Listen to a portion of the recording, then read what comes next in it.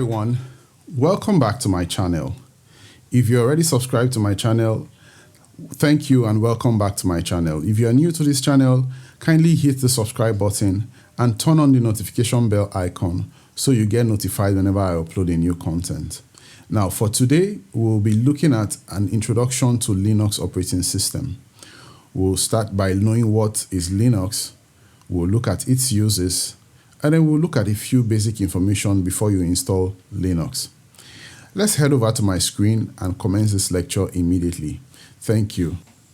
Hello everyone. Welcome to this course, Linux Administration. I know the first question in your heart is, what is Linux? Well, Linux was developed as an operating system in the year 1991 by a man named Linus Torvalds. I'm sure a lot of us know what an operating system is, but for the benefit of those that do not understand, an operating system is a software that coordinates your hardware and all other resources like your storage, your central processing unit, and your memory. The only reason you are able to make use of a computer, or the only reason you are able to make use of your phone, your mobile device, is because an operating system has been installed. So Linux is a type of operating system, just like Windows, Mac, and Solaris. Now, a striking feature about Linux is the fact that it is an open source operating system. Don't worry, I know the question in your heart, what is open source? Now, an open source operating system is one whose source code is available to the public and can be edited. I'll give you a quick example. The Microsoft Windows is solely owned by the Microsoft Corporation. Now, this is because its source code is not available anywhere to the public.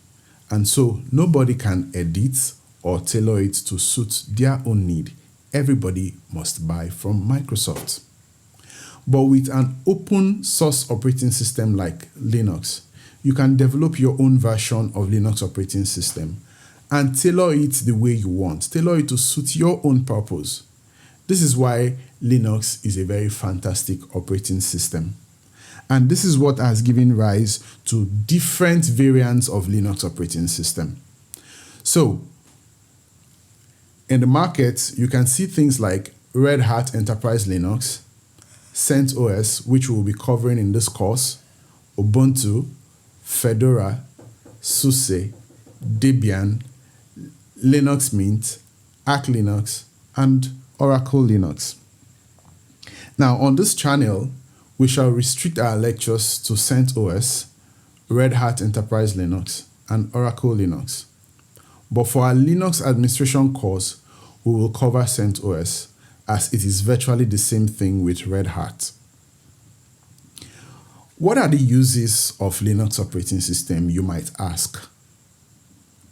Most of your Android devices run on Linux operating system. Again, major organizations run most of their servers on Linux. Your airplanes, they all run on Linux. So you can see that Linux operating system has a very wide range of application for use. In our next class, in our next lecture, we're going to cover installation of Linux. However, there are a few things I want you to know before we end this video today. There are three basic ways you can install your Linux operating system. The first is you can decide to remove your existing operating system and install Linux. That way you get to run only Linux operating system on your machine. The second way to do this is to make your system a dual boot. What this means is that you install Linux as a separate operating system on the same machine, and then it gives you the option to select which of the operating systems to boot from, either Windows or Linux. The third way you can install Linux operating system is through a virtual machine or what is known as a VirtualBox. Now, the VirtualBox is installed on your existing operating system like Windows, and then you get to install Linux on the VirtualBox. And this is what we'll be doing in this course.